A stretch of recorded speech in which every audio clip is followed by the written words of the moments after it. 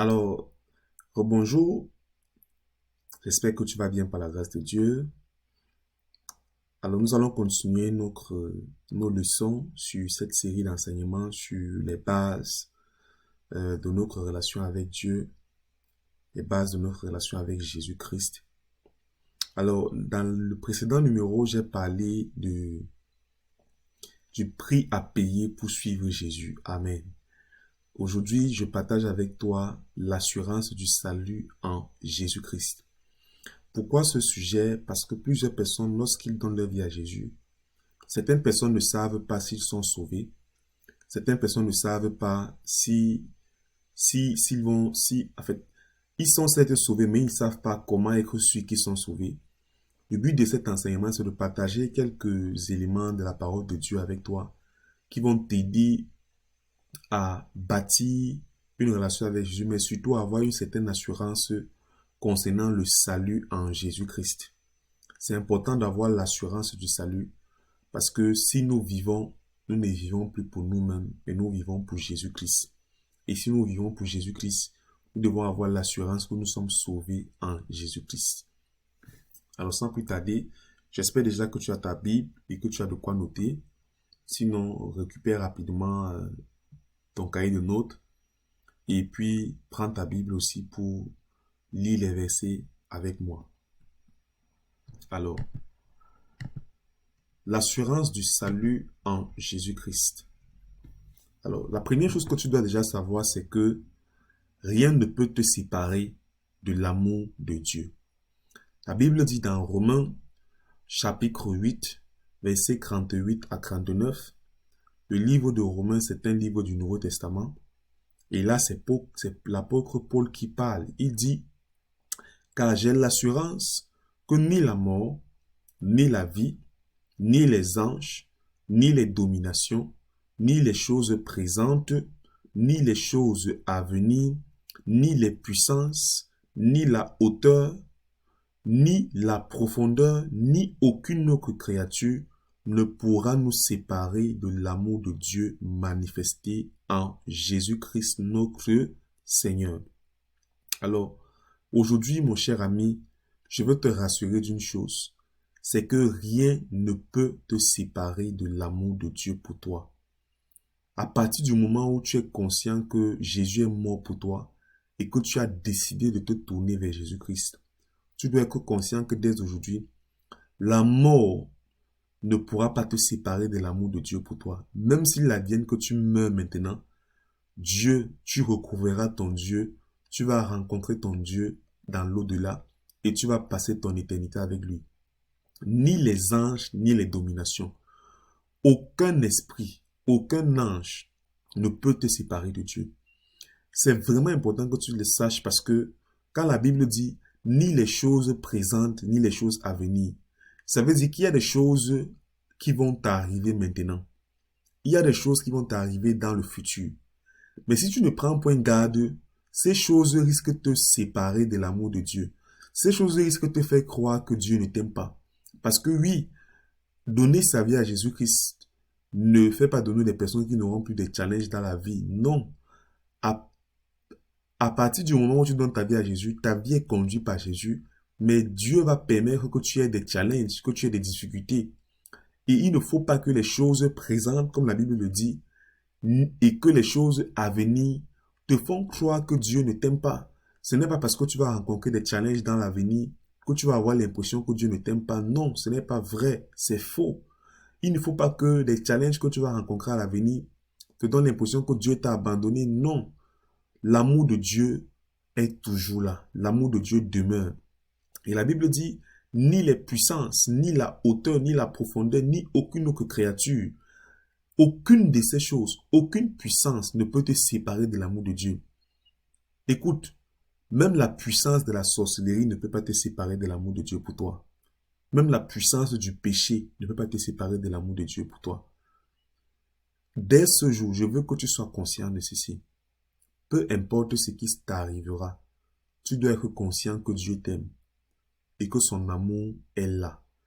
Et que malgré le péché, malgré l'iniquité, parce que péché c'est une chose, c'est faire ce qui ne plaît pas à Dieu. L'iniquité, c'est vivre dans le péché, c'est pratiquer le péché. Il faut que tu saches que lorsque tu vas tomber dans ces choses, que la main de Dieu demeure toujours tendue et que Dieu t'appelle à revenir vers lui.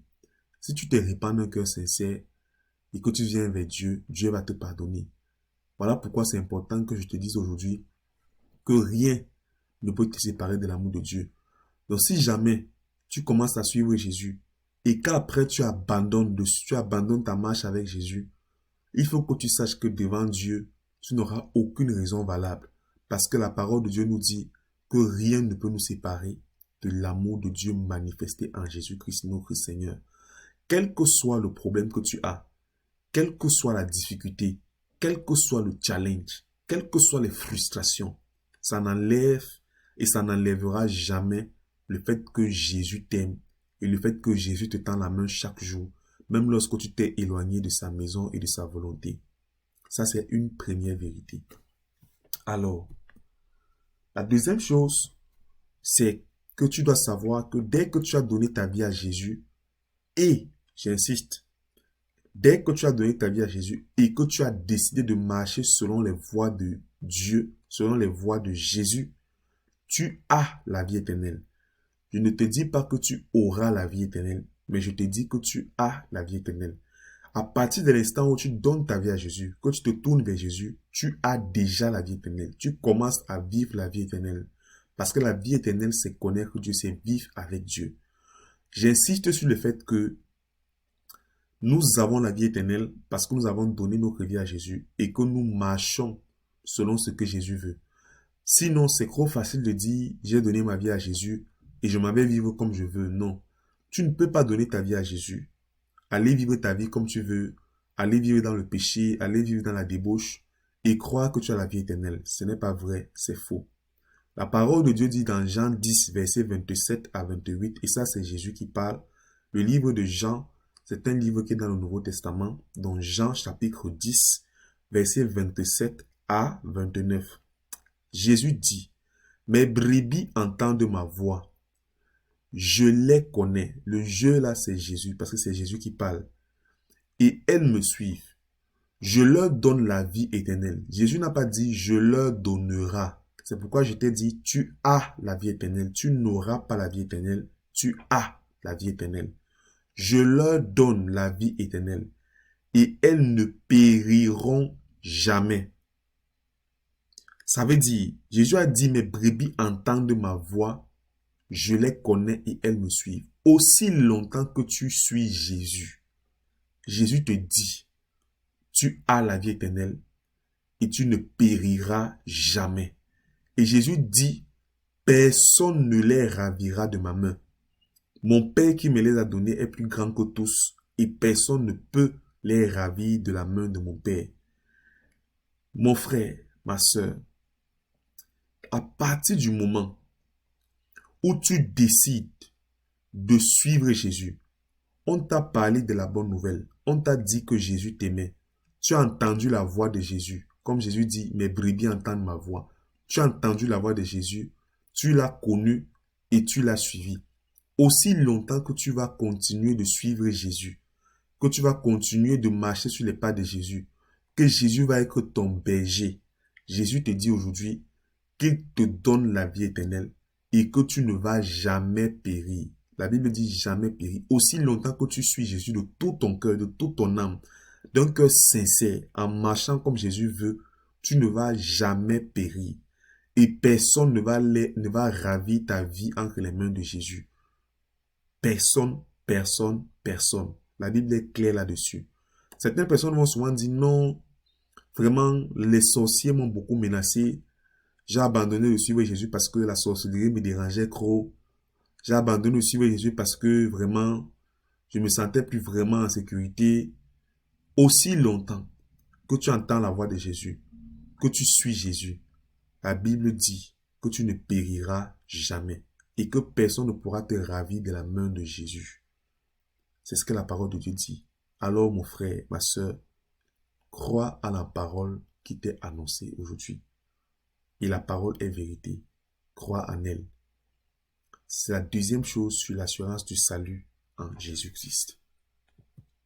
Alors, La troisième chose, c'est que tu as reçu le Saint-Esprit. La Bible dit dans le livre de Éphésiens, chapitre 1, versets 13 à 14. Le livre d'Éphésiens, c'est un livre du Nouveau Testament. En lui, vous aussi, après avoir entendu la parole de la vérité, l'évangile de votre salut, en lui vous avez cru et vous avez été scellés du Saint-Esprit qui avait été promis, lequel est le gage de notre héritage pour la rédemption de ceux que Dieu s'est acquis à la louange de sa gloire. Alléluia. Alors la parole de Dieu dit, toi qui as entendu la parole de la vérité, toi qui as entendu l'évangile du salut, toi qui as cru à l'évangile du salut, la Bible dit, tu as été scellé, scellé, scellé du Saint-Esprit qui avait été promis. Jésus avait promis que ceux qui vont croire en lui recevront le Saint-Esprit. Tu as cru en Jésus, tu t'es tourné vers Jésus et la parole dit, et c'est ce que la parole dit littéralement, après avoir entendu la parole de la vérité, l'évangile de votre salut, en lui vous avez cru et vous avez été scellés du Saint-Esprit qui avait été promis. Parce que tu as cru à l'évangile qui t'a été annoncé, la parole de Dieu dit que tu as été scellé du Saint-Esprit qui avait été promis. Tu as reçu le Saint-Esprit. Et la parole continue en disant, lequel est un gage de notre héritage. Ça veut dire quoi? Dieu t'a scellé avec le Saint-Esprit. Et Dieu dit que le Saint-Esprit est un gage de ton héritage. Ça veut dire, Dieu t'a dit, lorsqu'on décide de suivre Jésus, Jésus dit que nous avons des héritages, nous avons des biens célestes. Jésus dit que parce que nous avons décidé de le suivre et parce que nous faisons sa volonté, nous aurons des récompenses célestes. Et Dieu te dit qu'un des gages qu'il te donne, parce que tu as décidé de le suivre, c'est le Saint-Esprit. En fait, Dieu est en train de te dire, mon fils, ma fille, parce que tu as décidé de me suivre, j'ai beaucoup de choses que j'ai promis te donner. J'ai décidé que sur cette terre, je vais te donner la puissance sur les esprits méchants, sur les scorpions et sur les serpents. Dieu t'a promis beaucoup de choses par sa parole. Mais Dieu te dit, parce que je t'ai promis ces choses, je vais te donner un gage. Le gage, c'est quelque chose qu'on donne pour montrer notre bonne foi. Lorsque tu fais un pari avec quelqu'un, ou bien lorsque tu fais une promesse à quelqu'un, parfois il y a des gages qui sont faits pour montrer à la personne que ce que je t'ai promis, si tu ne me crois pas, prends d'abord ça. Prends ceci comme gage pour prouver que ce que je dis est vrai. Le gage que Dieu nous a promis, c'est le Saint-Esprit. Dès que tu as accepté Jésus, tu as reçu le Saint-Esprit de Dieu. Qui est le Saint-Esprit? C'est l'Esprit de Dieu. C'est le consolateur. Jésus, lorsqu'il partait, a dit, il est avantageux que je m'en aille afin que vous receviez le Saint-Esprit. Le Saint-Esprit, c'est le consolateur que Jésus nous a donné quand il partait. Le Saint-Esprit de Dieu, c'est lui qui vient habiter en nous. Il vient habiter dans notre esprit. Il vient nous donner la force de pouvoir marcher selon la volonté de Dieu. Il vient nous donner la force de ne plus vivre dans le péché. C'est le Saint-Esprit qui va te donner la force de ne plus mentir, de ne plus voler, de ne plus tricher, de ne plus te masturber, de ne plus faire ce qui ne plaît pas à Dieu.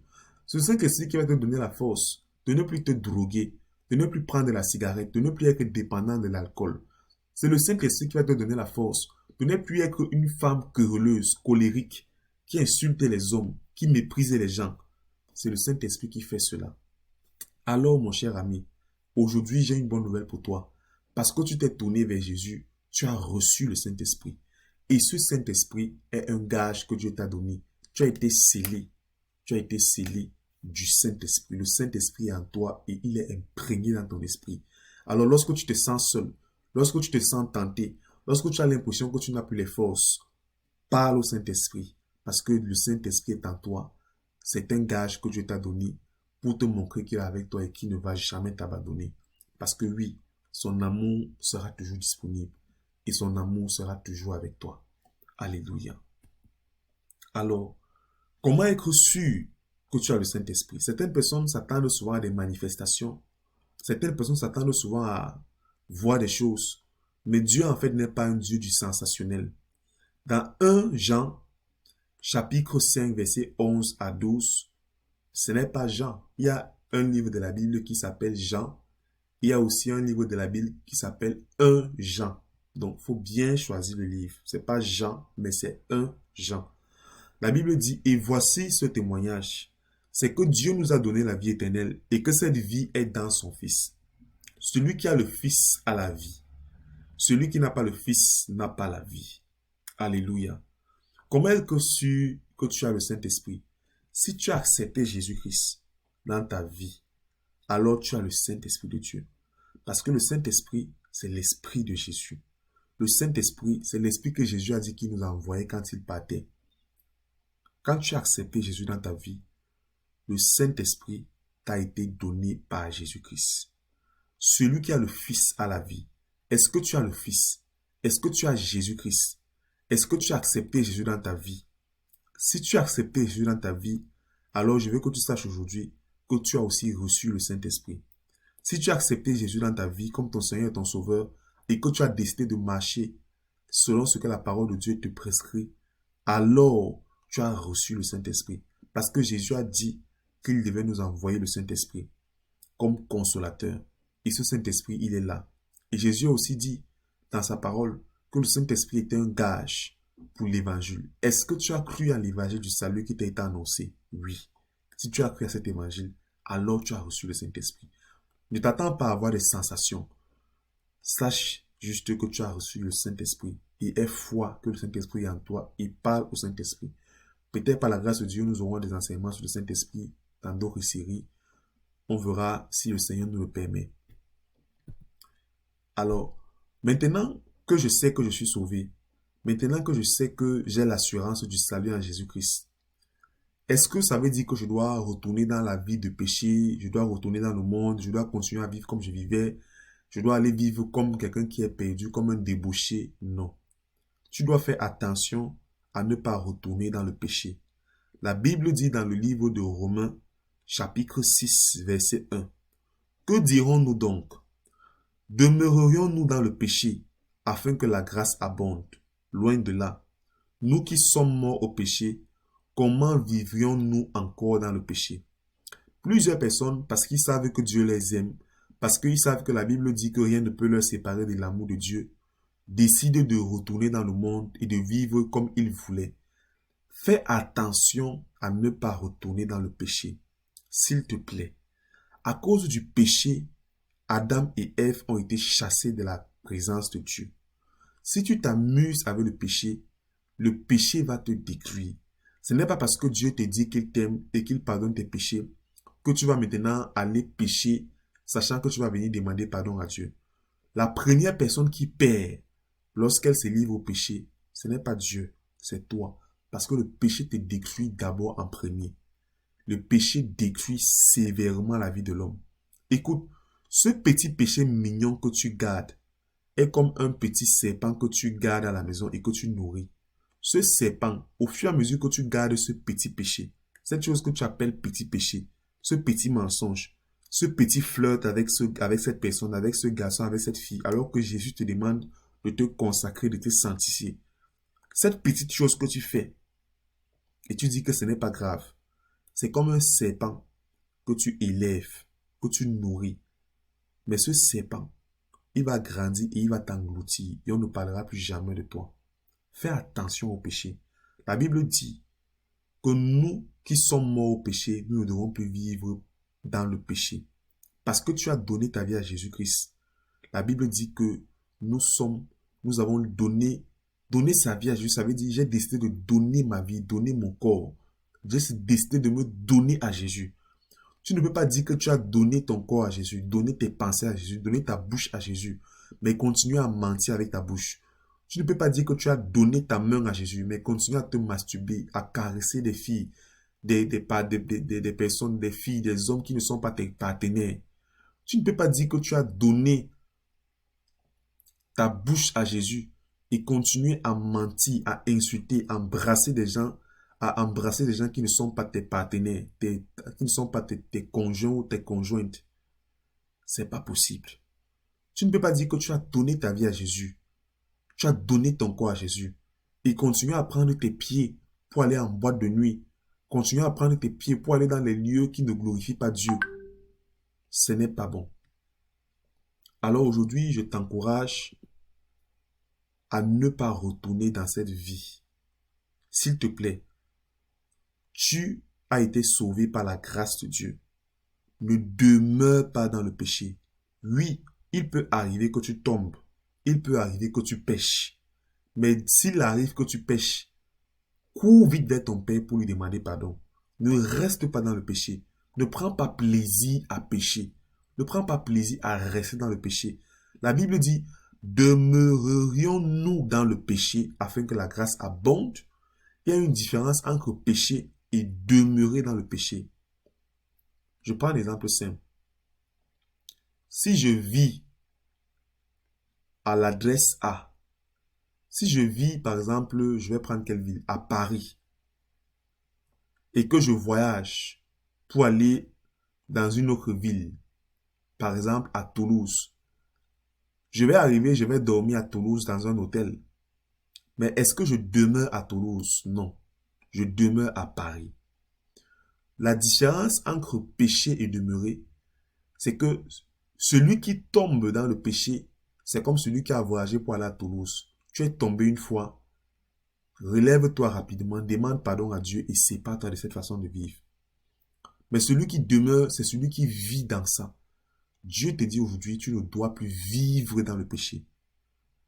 Parce que si tu vis dans le péché, tu attires sur toi la mort spirituelle. Et tu attires sur toi la mort dans la plupart de tes activités. Tu seras le premier perdant de ta vie. Le premier perdant des grâces que Dieu a déversées dans ta vie.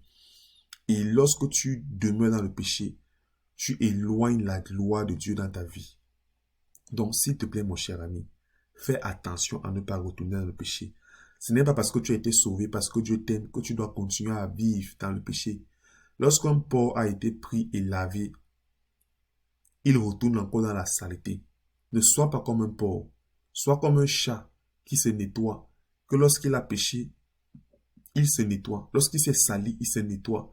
Et après, il fait tout pour ne plus retomber dans ça. Nettoie-toi constamment. Veille à ne pas te salir. Garde ta robe blanche. Ne salis pas ta robe. Garde ta robe blanche. Garde-toi pur pour Dieu, pour Jésus-Christ. Et le dernier point, c'est la correction divine. La Bible dit dans Hébreux 12, versets 5 à 10, « Mon fils, ne méprise pas le châtiment du Seigneur et ne perds pas courage lorsqu'il te reprend. Car le Seigneur châtie celui qu'il aime et il frappe de la verge tous ceux qu'il reconnaît pour ses fils. Supporter le châtiment, c'est comme des fils que Dieu vous crête. Car quel est le fils qu'un père ne châtie pas? Mais si vous êtes exempt du châtiment auquel tous ont part, vous êtes donc des enfants illégitimes et non des fils. Nos pères nous châtiaient pour peu de choses, comme ils le trouvaient bon. Mais Dieu nous châtie pour notre bien afin que nous participions à sa sainteté. Qu'est-ce que ce texte est en train de dire? Je vais commencer par la fin. La Bible dit, mais Dieu nous châtie pour notre bien. Dieu te châtie pour ton bien. Dieu te châtie pour ton bien. Mon cher ami, ma chère amie, la Bible dit que Dieu te châtie pour ton bien, afin que tu participes à sa sainteté. Dieu te châtie pour que tu sois saint comme il est saint. Dieu t'a déjà béni avec la sainteté. Dieu a déjà dit que tu es saint. Mais parce que tu es saint, tu dois maintenant vivre comme quelqu'un qui est saint. Voilà pourquoi Dieu te châtie. Et la Bible nous dit que nous ne devons pas mépriser le châtiment de Dieu. Parce que tu es un enfant de Dieu, parce que tu es dorénavant devenu un enfant de Dieu, tu dois t'attendre à ce que Dieu te châtie. Tu dois t'attendre à ce que Dieu te corrige. Beaucoup de personnes, lorsqu'ils donnent leur vie à Jésus, ne veulent pas être corrigés par Dieu. La correction de Dieu, c'est la correction par rapport à ce que la parole de Dieu dit. Écoute, si tu dis que tu es devenu un enfant de Dieu, tu dois être prêt à ce que, à partir de la parole de Dieu, que tu puisses être corrigé.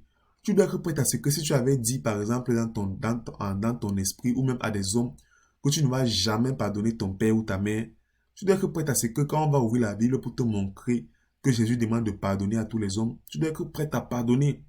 Tu dois être prêt à ce que si tu as fait ce qui n'est pas bien, que tu sois corrigé.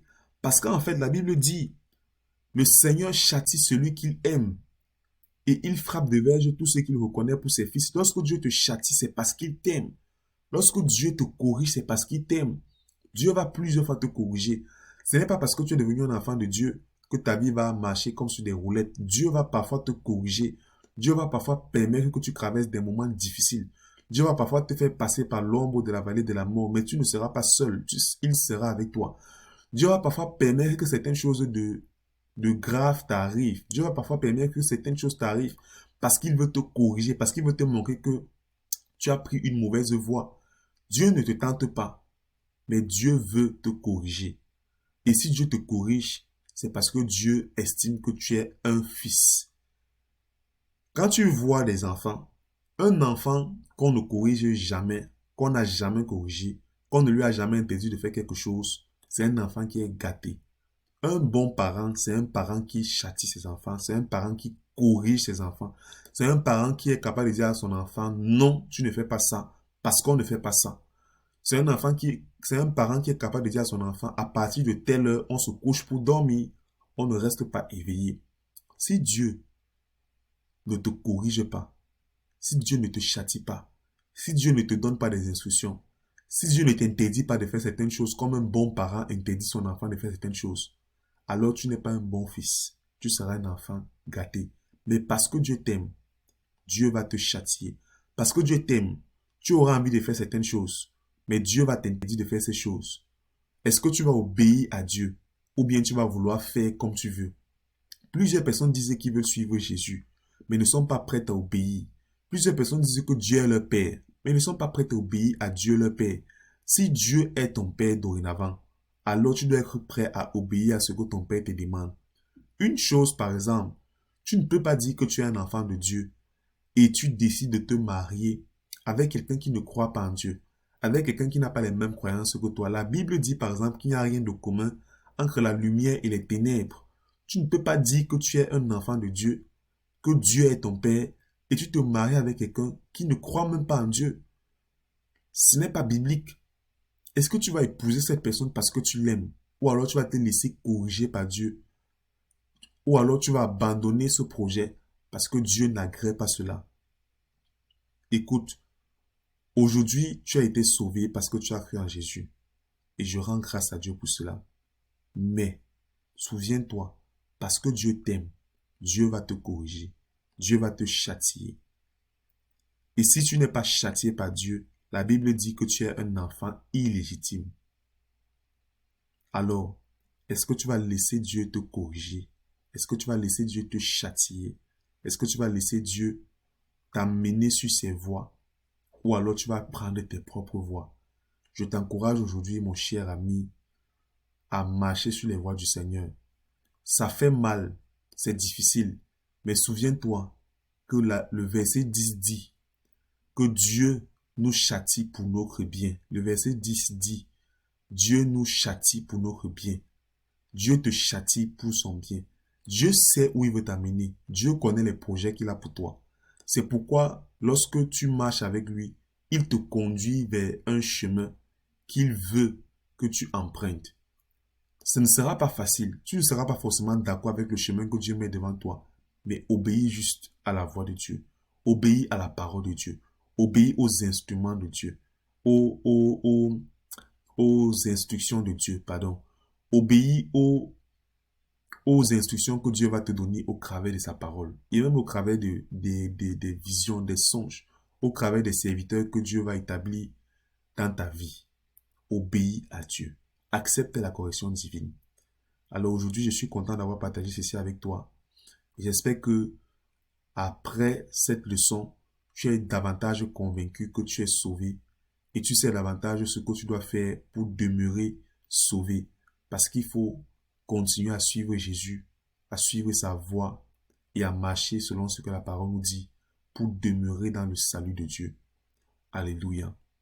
Je vais donc juste prier avant qu'on ne clôture cette session, cette leçon, pardon, parce que plusieurs autres leçons sont à venir. Seigneur, merci pour ce moment. Merci pour le privilège que tu nous donnes de partager ta parole. Merci Jésus pour cette merveilleuse personne qui écoute cette vidéo. Je prie, Seigneur Jésus, que cette parole porte du fruit dans son cœur. Saint-Esprit, je prie afin que toi qui nous rappelleras toutes choses, que tu rappelles à cette personne qui m'écoute aujourd'hui les enseignements qui ont été partagés ce jour, l'enseignement qui a été partagé ce jour. Que lorsque cette personne sera tentée pour faire ce qui ne te glorifie pas, pour faire ce qui ne vient pas de ta volonté, pour faire ce que tu n'as pas voulu, ce que tu n'as pas prévu, que lorsque cette personne va vouloir faire même quelque chose qui n'est pas bien, Saint-Esprit, que tu lui rappelles. Seigneur, tu nous appelles à nous détourner du péché. Je prie que cette personne qui m'écoute ne retourne pas dans sa mauvaise vie parce qu'elle est sauvée, mais qu'elle décide de vivre dans la sainteté. Seigneur, tu nous as dit que parce que tu nous aimes, tu vas nous châtier. Je te prie, Papa, pour cette personne, que la correction divine ne fasse pas fuir cette personne, mais que la correction divine amène cette personne à demeurer. Lorsque nous étions petits, nos parents nous corrigeaient. Et parce que nous savions que nos parents nous aimaient, nous acceptions la correction. Je prie, mon Père, pour cette personne, qu'elle soit remplie de conscience, que Dieu l'aime. Et parce que Dieu l'aime, qu'elle décide d'accepter la correction divine. Qu'elle décide de ne pas se détourner de la correction divine, mais d'accepter la correction divine. Je t'en supplie, mon Père, fais grâce à cette personne qui m'entend. Fais grâce à cette personne qui m'écoute. Au nom de Jésus-Christ. Amen. Alors, si tu as des questions, si tu as des challenges pendant que tu écoutes ceci et que tu veux discuter avec quelqu'un, n'hésite pas à m'écrire et ensemble, on va discuter et on va prier. Alors, rendez-vous dans le prochain numéro. Donc, j'espère que tu vas continuer la série d'enseignements. N'abandonne pas, va jusqu'au bout. Ne te décourage pas. Pendant que tu écoutes la parole, prie aussi que Dieu t'aide, que le Saint-Esprit t'aide, que ton cœur soit changé, que tu acceptes la parole et que la parole porte du fruit dans ton cœur. Tu es béni. Shalom.